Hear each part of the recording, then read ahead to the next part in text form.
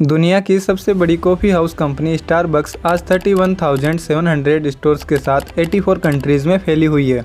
Starbucks coffee को लोगों के बीच सिर्फ एक प्रोडक्ट ही नहीं बल्कि कॉफ़ी को लोगों के रोमांस और इमोशन से जोड़ता है। इंडिया में स्टारबक्स को एक लग्जरियस पैलेस माना जाता है। स्टारबक्स में 3,49,000 एम्प्लॉयज़ है। स्टारबक्स अपने कॉफ़ी के टेस्ट और क्वालिटी की वजह से ये पर डे 42 लाख से भी ज़्यादा कप्स की सेल करता है। पर आखिर कैसे यूएसए के सियाटल के मार्केट में शुरू हुआ ये स्टारबक्स इस मुकाम पर पहुंचा कैसे एक गरीब परिवार में जन्मा बच्चा जिसको एक वक्त का खाना तक नसीब नहीं था, उसने कैसे मेहनत करके बना दी the world's most popular coffee brand Starbucks, जो आज $100 बिलियन की कंपनी बन चुका है। तो चलिए दोस्तों, शुरुआत करते हैं आज के इस वीडियो की और जानते हैं इन सभी सवालों के जवाब। हेलो फ्रेंड्स, मेरा नाम है कृष्ण कुमार और स्टारबक्स की शुरुआत सन 1971 में यूएसए में सियाटल के मार्केट में 3 दोस्तों जेरी बोल्विन, जेव सियागल और गॉर्डन बॉकर ने मिलकर स्टारबक्स की शुरुआत की और 10 सालों में इनका बिजनेस इतना बढ़ चुका था कि इन्होंने 5 नए और स्टारबक्स स्टोर खोल दिए। लेकिन उस टाइम पर स्टारबक्स आज की तरह कॉफी ड्रिंक्स नहीं, सिर्फ और सिर्फ कॉफी बीन्स और टी को बैग्स और कैंस में भरकर बेचता था। और शायद आज भी इनका यही बिजनेस मॉडल होता अगर हॉवर्ड स्कल्स स्टारबक्स के सेल्स और मार्केटिंग डायरेक्टर न होते तो चलिए दोस्तों, सबसे पहले हम ये समझ लेते हैं कि हावर्ड स्कल्स है कौन, जिन्होंने स्टारबक्स को ये रूप दिया जो आज हम देखते हैं।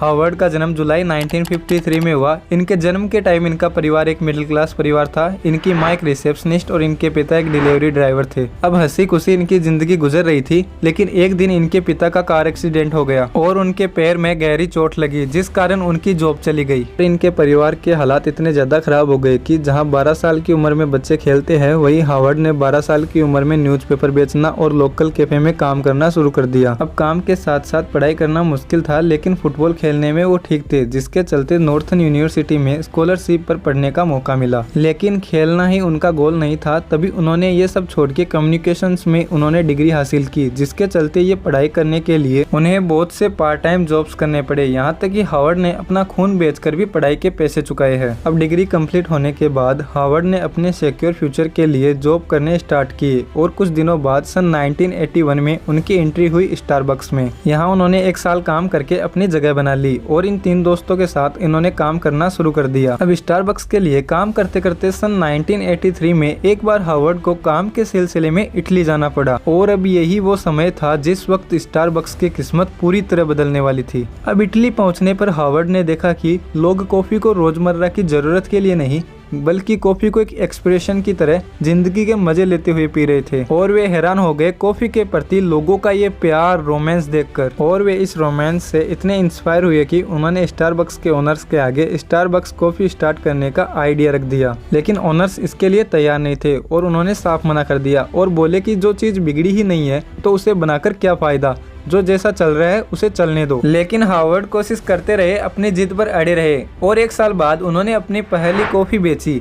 अब बिजनेस भी स्टार्ट हो गया था, लेकिन स्टारबक्स के ओनर्स ने इसे कुछ ही दिनों में डिसकंटिन्यू कर दिया और इसी के चलते सन 1985 में हावर्ड ने स्टारबक्स को छोड़ दिया। अब स्टारबक्स को छोड़कर हावर्ड खुश नहीं थे, न ही वो स्टारबक्स को भूले थे, लेकिन अपने कॉफी रोमांस के एक्सपीरियंस को लोगों तक पहुंचाने के खातिर उन्होंने इल जियोनेल नाम का अपना खुद का एक कैफे खोला। अब इसे खोलना आसान नहीं था, जिस वजह से ये 242 इन्वेस्टर्स के पास गए और अपने बिजनेस को एक्सप्लेन करने लगे। लेकिन फिर भी 90% इन्वेस्टर ने उन्हें नो के अलावा और कुछ नहीं दिया। पर वो हारने वाले नहीं थे, उन्होंने डबल जोश के साथ मेहनत की और उनकी मेहनत रंग भी लाई। उन्होंने कामयाबी हासिल कर ली और 1986 में इन्होंने अपना बिजनेस सेटल कर लिया। दिनों दिन बिजनेस ग्रो कर रहा था पर तभी एक दिन फिर स्टारबक्स उनके सामने फिर खड़ा हो गया। लेकिन इस बार स्टारबक्स मुसीबत में था। ओनर्स स्टारबक्स को बेचना चाहते थे, पर हावर्ड ये बिजनेस किसी और के हाथों में नहीं देखना चाहते थे। तभी हावर्ड को समय लगा, पैसे इकट्ठे किए, इन्वेस्टर्स को मनाया। अपने स्टारबक्स के बढ़ते बिजनेस की दौलत और कामयाबी के सपने दिखाकर उन्होंने इन्वेस्टर्स से 28 करोड़ जुटाए और स्टारबक्स को अपने नाम कर लिया। उन्होंने इल जेरियोनेल और स्टारबक्स दोनों को एक कर दिया और स्टारबक्स को नंबर 1 बनाने के लिए उन्होंने कुछ स्ट्रेटेजीज का इस्तेमाल किया। सबसे पहले स्ट्रेटेजी थी इन्वायरमेंट। आप वहाँ का इन्वायरमेंट देखो, इतना कूल, शांत और इतना प्यारा है कि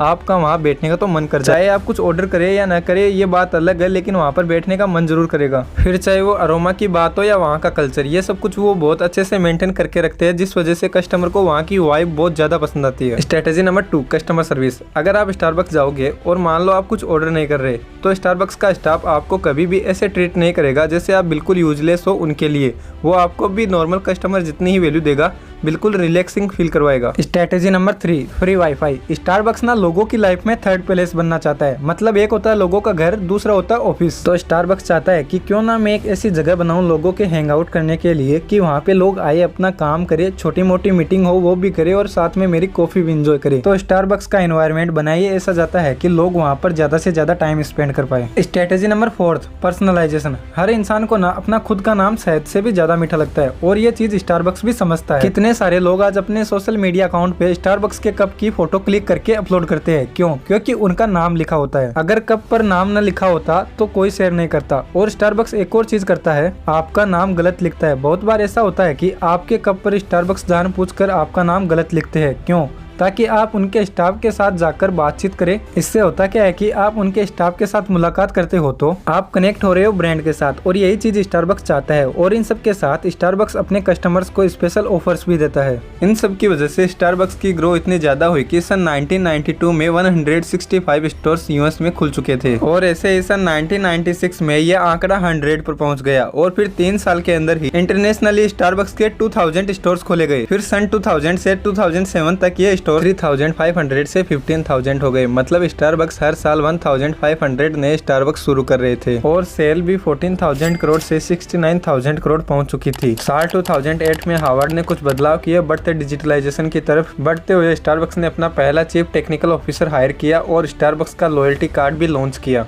इस नए डिजिटल बदलाव ने स्टारबक्स को स्टारबक्स ऐप को शुरू करने का रास्ता दिया, और आज ये ऐप स्टारबक्स के टोटल रेवेन्यू में से 30% सेल्स को जनरेट करने के लिए तैयार है। अब मतलब $100 बिलियन में से $30 बिलियन तो स्टारबक्स बैठे बैठे ऐप से कमाता है। और बस इन्हीं तरीके से हार्वर्ड ने बदल दी थी स्टारबक्स की किस्मत। मतलब हार्वर्ड वो इंसान थे जो स्टारबक्स में आए, स्टारबक्स में काम किया और स्टारबक्स को खरीद कर आज उसे the world's most popular coffee brand बना दिया। तो बस यही थी स्टारबक्स की कहानी। आज के लिए इतना ही। अपना कीमती समय देने के लिए धन्यवाद। वीडियो अगर आपको अच्छा लगा हो तो लाइक करें, चैनल को सब्सक्राइब करें। Thank you.